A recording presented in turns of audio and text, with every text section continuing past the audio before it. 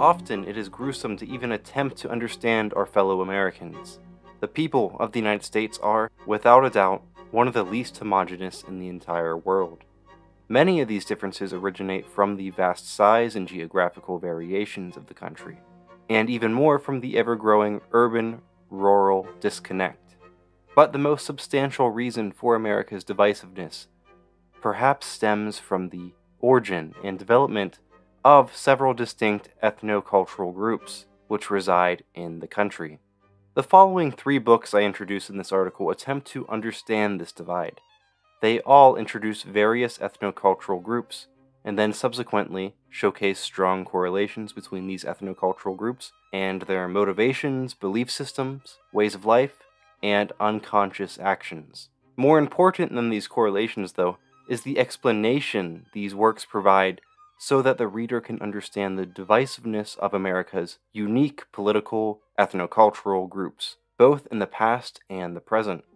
A significantly better comprehension of contemporary politics, regional psychology, and the ongoing culture wars can be understood to a greater degree if one escapes their ignorance of history and recognizes the United States as a collection of individuals who are still affected by the culture and actions of their ancestors. These books give us insight into many of the most influential ethnocultural groups that North America has ever seen. Albion Seed, 4 British Folkways in America, by far the most influential and famous book on this list, remains one of the top, if not the top, works on American culture.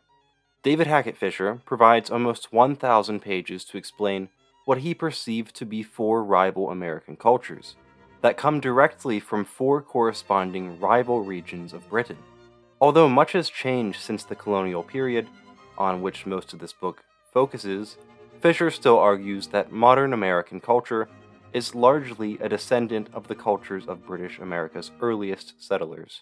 Fischer reveals and emphasizes the lack of homogeneity in all periods of what would become the United States, as well as early modern Britain, by simply cataloging various types of folkways of the 4 dominant English cultures he addresses.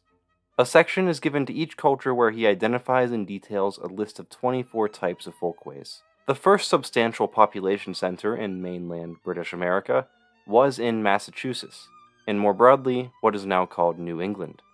New England colonists predominantly came from East Anglia and other areas of southeast England. This southeastern corner of Britain was the first homeland of the Angles, Saxons, Jutes, Frisians, and Danes who settled the island after the end of Roman Britain. This region, both during the early medieval period and more recently, shared many cultural elements with the parts of mainland Europe in which they left. In the early modern period, for example, southeast England shared an industrial spirit similar to their commercially prosperous neighbors in the Netherlands.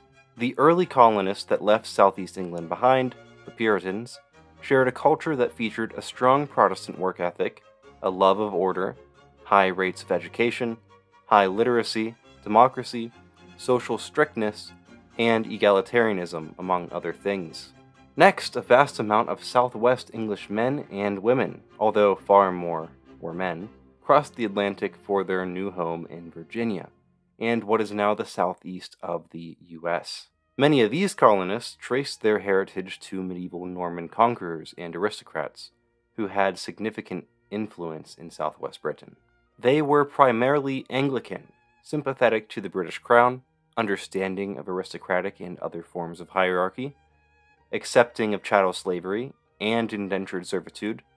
They were patriarchal and vivacious. Thirdly, Fischer covers Pennsylvania and the Delaware Valley, which was primarily settled by those with heritage in northern and central England, which saw more influence from the Vikings than the Normans. These Midlanders, at first, were primarily Quakers who were, much like the Puritans, egalitarian, industrious, and well-educated, but unlike their Yankee neighbors, they were more inclusive, pacifistic, and welcoming of diversity. The last significant group to reach North America from Britain in the colonial period was the Scots-Irish. These settlers, primarily of the Presbyterian faith and of Celtic origin, came from the borderlands of England and Scotland, as well as northeast Ireland. This group of Americans settled in the Appalachian Mountains, in the borderlands of the colonies, both north and south. They, according to Fischer, were the most ruthless of the four groups to Native Americans. They tended to be less wealthy than any other group, and had a culture that promoted blood feuds, superstition, pride, ruggedness, and the wish for decentralized power. Understanding America's early and most fundamental cultures are not just for the sake of novelty. For one, it helps the reader understand just how connected North America is with Britain. Before these cultures split and developed into their own, they were transatlantic. It demolishes the myth of a homogeneous WASP culture. The transatlantic nature of the British people, both in the fatherland and New World, still exists to some extent, although our culture evolutionary paths have split since the period of colonization. Fischer spends a great portion of his work focusing on the stark contrasts and tensions between these groups. It should be noted that these people and their cultures of 3 centuries ago were completely in charge of the fate of English-speaking America. Their cultures and the interaction of their cultures caused the creation of the United States and transformed North America into what it is today. The way Americans live their lives today is a result of actions taken by individuals who were galvanized by their culture. The culture of the American Southeast and British Southwest perpetrated chattel slavery into the time of the founding of the United States. The culture of the Scots-Irish borderlands reinforced a decentralized United States. The culture of New England and the British Southeast brought with it ideas of federal unity and fast-paced global market industrialized capitalism. The culture of the Midlanders of Pennsylvania and central Britain brought with it tolerance, ethnic diversity, and religious acceptance. The battles between these cultures are not confined to the early history of our nation. Fischer and later authors featured in this video argue that the culture of America's most dominant ethnocultural groups are still battling in the political and cultural spheres to this day. Overall, Albion Seed is a fantastic start to one's journey into the ethnocultural makeup of North America, or historical anthropology.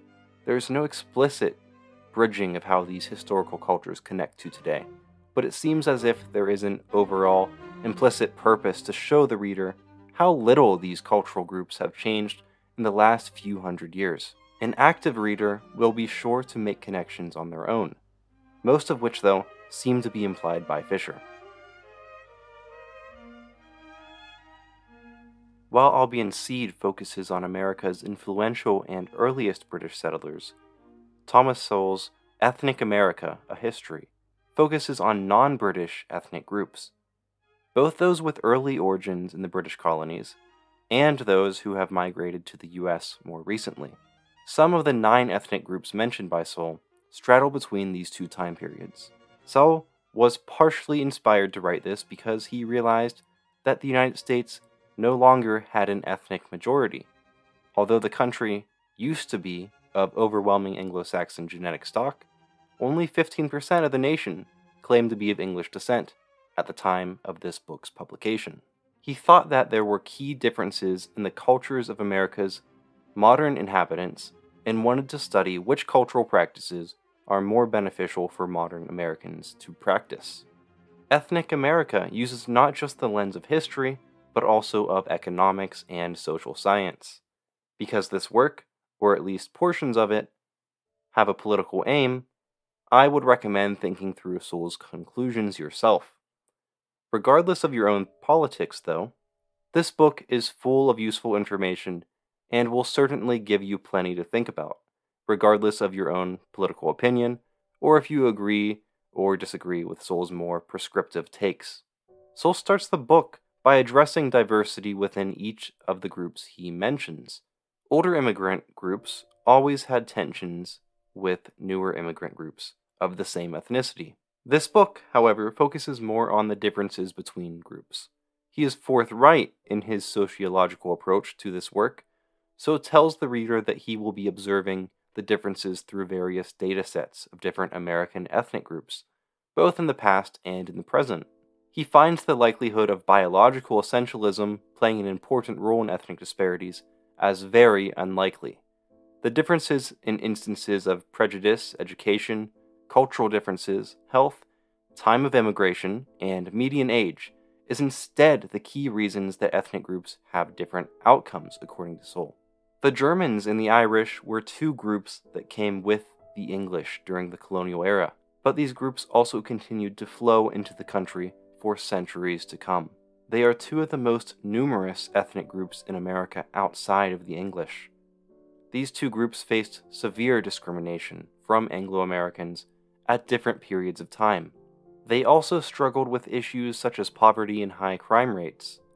These ethnic groups were successful in eventually reaching similar outcomes as their Anglo-American neighbors. Sowell explains that they were able to do this because they had centuries and a great multitude of generations of natural and forced assimilation.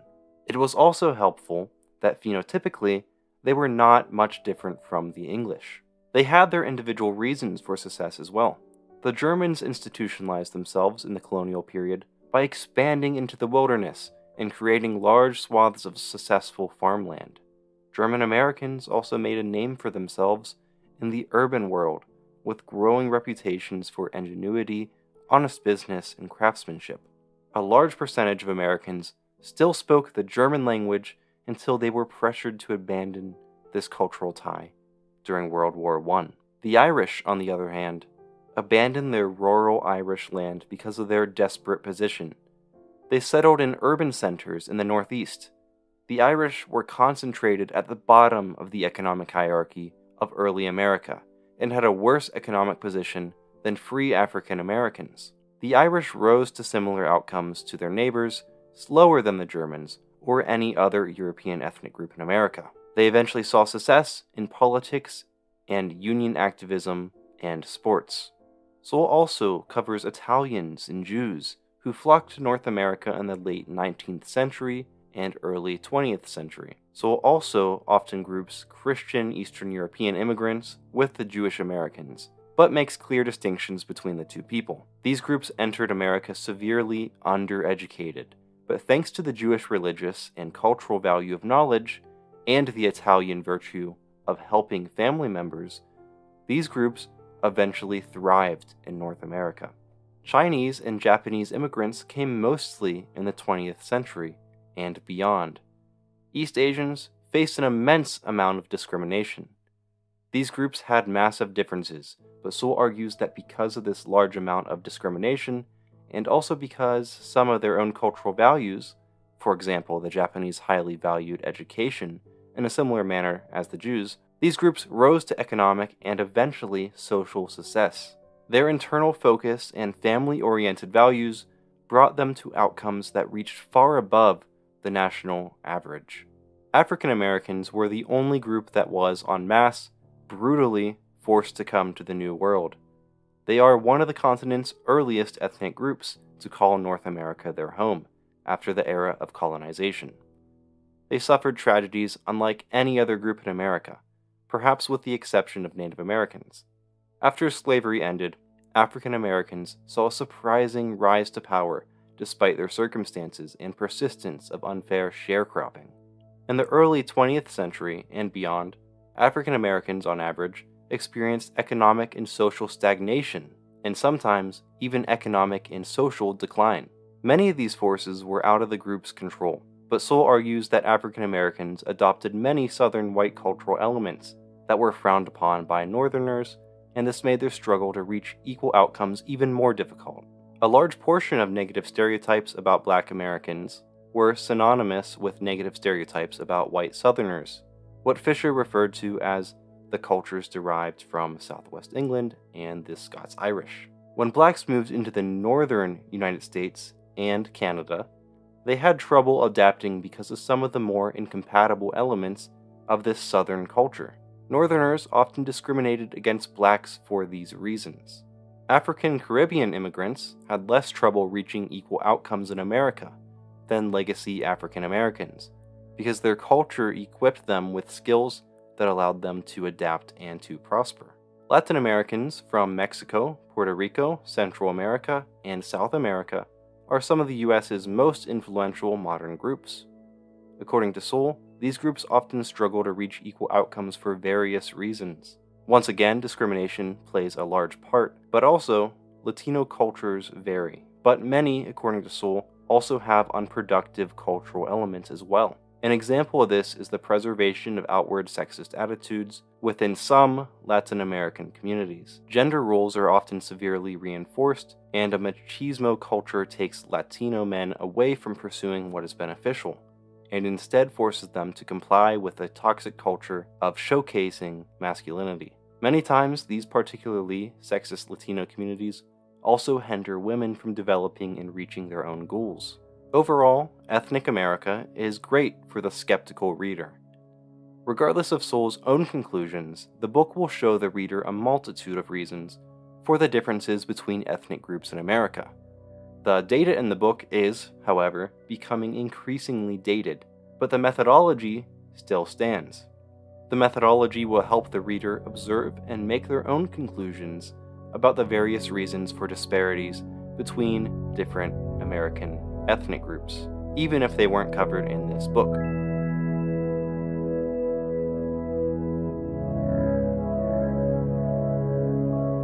Colin Woodard's American Nations, A History of the 11 Rival Regional Cultures of North America, is the most accessible, modern, and entertaining of the 3 books covered in this article. This work is largely a continuation and addendum of Albion Seed, but it also certainly stands on its own. This book is perhaps one of the most influential American history books of the 21st century. American Nations details the cultural lineage of 11 distinct American cultures, and traces their evolution from the age of colonization to our own century. Woodard shows how these cultural nations interacted, formed cliques, and waged ideological wars against each other, starting with the settling of our country, through the Civil War, into the Progressive Era, the World Wars, and Cold War, and then beyond. Woodard thinks that the current division that Americans face is nothing new. Americans have never been united in the idealistic way many imagine. The differences between the 11 cultural regions detailed in this book are the primary reason for our disunity. Modern political election maps reinforce the existence and perpetration of these American nations. The American Culture War is not new. According to Woodard, there was no single American Revolution. There were 6. Each American cultural region had its own distinct relationship with the British Empire. Each had its own reason to rebel against Britain, or in some cases, even comply with Britain. The American Revolution that we typically think of, the one of radical opposition to the crown because of unequal representation, came predominantly from Yankeedom. New York City was interested in economic prosperity above anything else, and became a stronghold of loyalist refugees.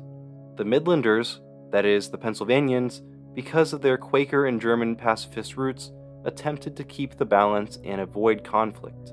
Those in the Deep South wanted to preserve their slave-based economy and, at first, thought that provoking Britain or becoming independent would only diminish their success in this regard. Those in the Tidewater region and the Appalachian borderlands had mixed feelings about breaking loyalty to Britain for their own reasons as well. These cultural groups have similar divergencies in thinking when it comes to any significant event in the US. Cultural roots, geography, and economic status are the deciding factor of these divergences. Unlike Albion Seed, American Nations traces English-speaking America's earliest cultural regions into the American West. Woodard traced linguistic patterns, town and regional names, political views, and religion to pinpoint which of the North America's East Coast cultures laid the foundations of settlements beyond the Appalachian Mountains. Yankeedom, the Midlands, Greater Appalachia, and the Deep South all spread to North America's core. New Netherland, Tidewater, and New France had little room to grow because of the domination of the other cultural regions. On the far western side of the continent, new nations formed out of the influence of the Eastern nations. The far west fits inside North America's western interior, while the left coast dominates the west coast, from South California to the panhandle of Alaska. El Norte covers the vast and open borderlands between the US and Mexico, and has an influence that is growing more prominent with every year. The First Nations have been subjugated by every other nation. Its influence is most prominent in Alaska, northern Canada, and in Greenland. These cultural groups are predominantly defined by the early and influential ethnic groups that dominated the region. New Englanders may not be overwhelmingly of English genetic stock anymore, but the culture of this region was greatly crafted by the English settlers of the 17th and 18th centuries. Immigrants and migrants play their role in changing the overall culture of a region, but ultimately, in the case of North America, they will adapt and assimilate to varying extents to the earlier and more influential settler culture. Irish Americans and African Americans, for example, live in places like Yankeedom and preserve some unique aspects of their own culture, but they also participate in the larger culture of the region. Culture is not in our genes, but in our history and environment. Yankeedom is composed of New Englanders and their descendants. Woodard's description of this culture matches Fischer's description of the Puritans. The settlement of the Yankees are not, however, limited to what we now call New England. Yankeedom ethnic culture stretches into upstate New York, northern Pennsylvania, and even into the Canadian Maritimes. Yankees were, and according to Woodard, are still one of the most moralistic nations. Puritanical religion was originally the perpetrator of this sentiment. They can be described as community-oriented, theocratic authoritarians. As mentioned earlier, the Revolutionary War was initiated by the Yankees. The Civil War, too, was primarily a Yankee endeavor. The famous and radical abolitionist, John Brown, was a product of Connecticut and Northwest Pennsylvania. The Yankees were not always interested in preserving the Union, though. Decades before the Civil War, there were multiple proposals for New England to secede. If the rest of the Union did not comply with Yankee values, historically, they have either attempted to isolate themselves or export their ideas to the rest of the continent and beyond, by either coercive, peaceful means or by force. Woodard traced the expansion of the Yankees to northern Ohio, the entirety of Michigan, Wisconsin, and Minnesota, as well as the northern portions of Indiana, Illinois, Iowa, and the eastern sections of the Dakotas. Place names in these areas are replicas of place names in the Yankee East Coast and Southeast England. The Mayflower of the West, quite literally, sailed along the Ohio River to civilize the Midwest. The Midlands have their origins in eastern Pennsylvania. They are the same culture that Albion Seed described with the exact same name. Northern Maryland and Delaware and southern New Jersey are also the home to this culture. The Delaware Valley in eastern Pennsylvania was first settled by the Swedes and Finns as the colony of New Sweden, which had a tremendously peaceful relationship with the Lenape. By the time William Penn was granted this land, these native groups were not a threat. Many scholars today wrongly attribute early peaceful relationships with the Lenape to William Penn, while in reality, eastern Pennsylvania's culture of tolerance was kick-started by New Sweden. English Quakers, though, perpetrated this spirit of tolerance. Philadelphia quickly became the most diverse and tolerant city to ever exist. Pennsylvania became a refuge for those who would otherwise feel unwelcomed in New England or in the South. Germans of various faiths came. Free African Americans could make a decent living for themselves, and Dutchmen and Swedes settled here after their countries lost colonial control over North America. The Midlanders, like the Yankees, also spread west. Midlanders spread their culture to western Pennsylvania, and from there, into the breadbasket of America. Midlanders founded cities and farms in central and northern Ohio, parts of Indiana, Iowa, Illinois, Nebraska, the Dakotas, Kansas, Oklahoma, and a small foothold in the most northern counties of Texas. Midlander culture also greatly inspired the culture of southern Ontario. They are the buffer culture between that of the Yankees and that of the Greater Appalachians. Many of the predominantly Midlander states are, even to this day, swing states in elections. New Netherland, named for the Dutch colony of the 17th century, is situated in New York City, its suburbs, and nearby urban areas in western Connecticut and northern New Jersey. New Amsterdam, at first, seems like it has little connection to the modern biggest city of Anglo-America. Woodard still manages to make a compelling connection. The Netherlands, in the early modern era, were famous for its explosive economic growth due to international commerce. In the Dutch Golden Age, Amsterdam was the trading post of the world. During the same period, New Netherland was the trading post of the Northern New World. Even in the 1600s, New Amsterdam was highly diverse. These diverse groups of people avoided conflict because they did, after all, share a common value: capital. This economic spirit persisted even after the British annexation of the land. Colonial New Yorkers grew content with the vast amount of trade opportunity it had under Britain and its empire. For this reason, it was hesitant to cut ties with Britain and the monarchy during the early period of the Revolution. Like the Midlands, New Amsterdam is in favor of liberal values and multiculturalism, even if only for economic profit. The Deep South stretches from southern North Carolina, the majority of South Carolina, Georgia, northern Florida, Alabama, Mississippi, far western Tennessee, southern and eastern Arkansas, northern Louisiana, and eastern Texas. This cultural area was as pro-Confederacy as Yankeedom was pro-Union.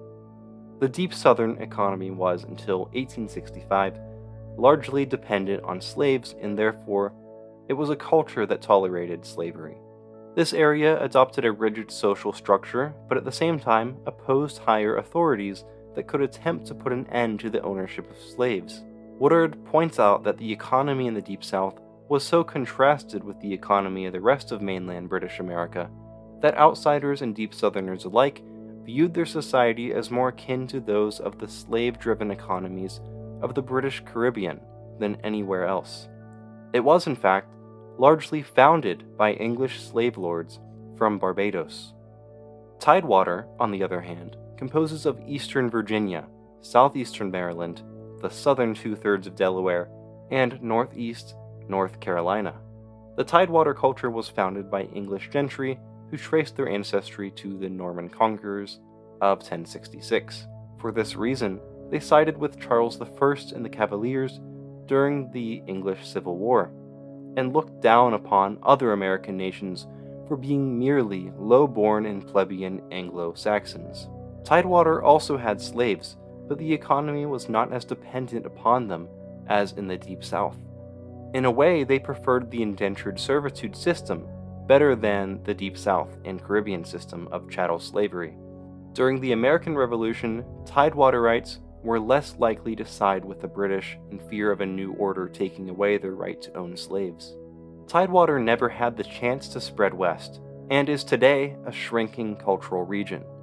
The Appalachian Mountains halted their advances, and more recently, the culture of Washington, D.C. and its surrounding area have altered the culture immensely. Greater Appalachia is a landlocked nation that reaches from central Texas to the southwestern corner of Pennsylvania.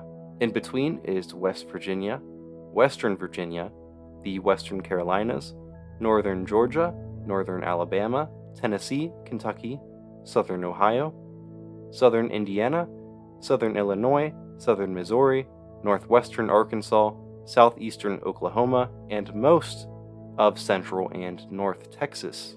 Albion Seed calls these people the Borderlanders.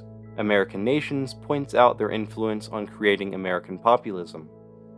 Events like the rise of the Paxton Boys, the Whiskey Rebellion, or the election of fellow Scots-Irishman Andrew Jackson demonstrate the Appalachian opposition to strong federal power.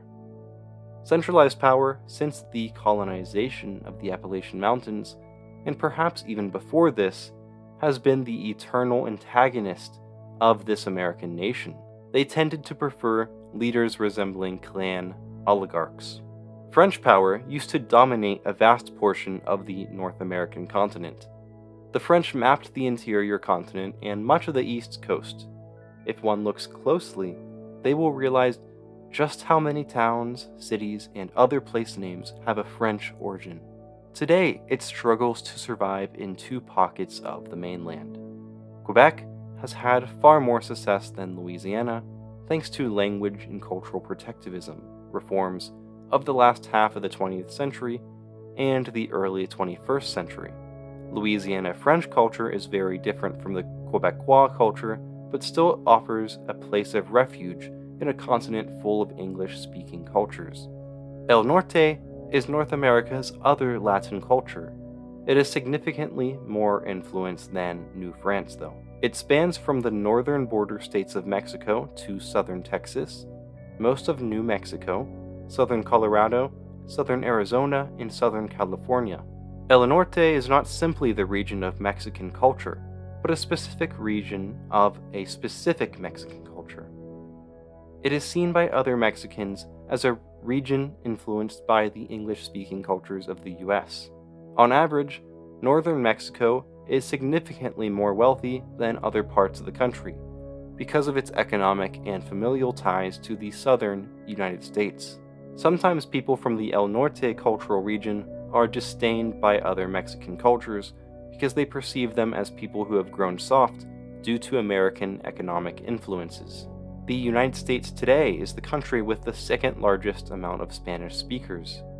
They have more Spanish speakers than any South American or Central American country, other than Mexico, and the US even has more Spanish speakers than Spain itself. There is currently more than 11 million Mexican first-generation documented immigrants in the US. Hispanics make up 60.5 million of the US's 330 million people, so nearly 20% of the population is Hispanic.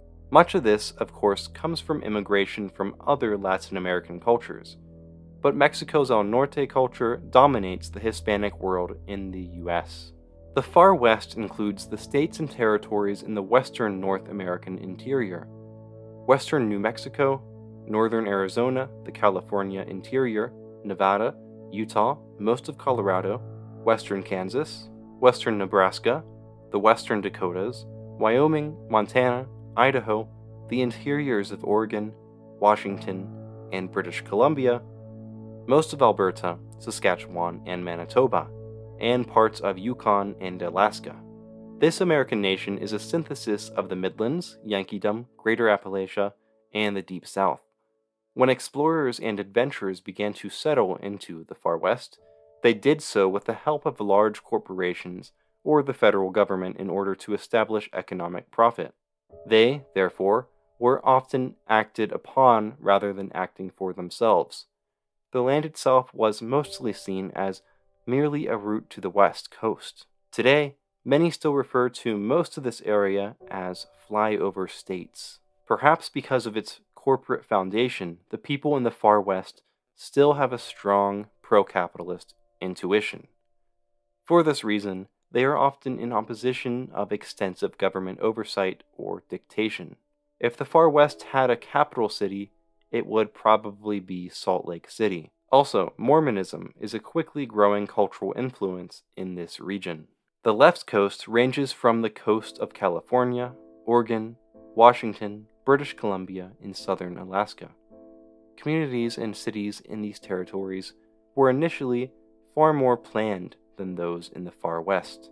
The left coast was initially settled by many of those of the early American nations, but it was primarily settled by Yankees.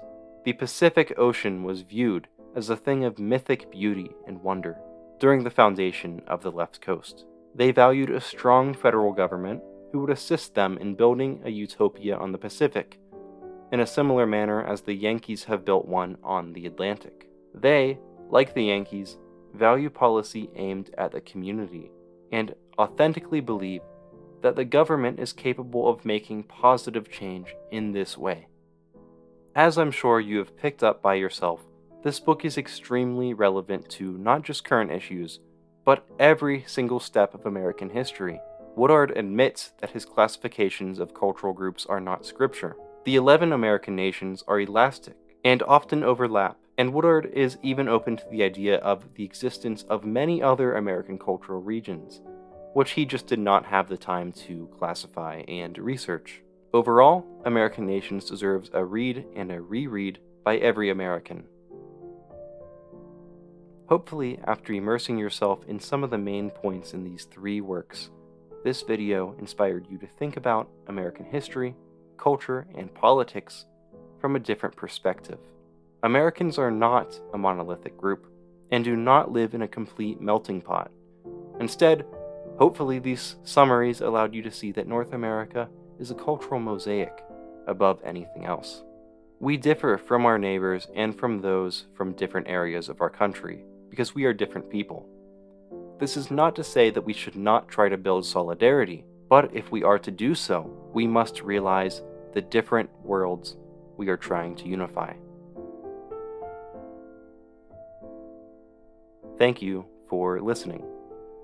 I highly encourage you to read any of these 3 books that seem interesting to you. I have provided an Amazon link in the description for each of the books, and those are all hooked up to my Amazon affiliate link, so if you do decide to buy one of these, I would highly appreciate if you did so through clicking on one of those links. Thanks again for watching.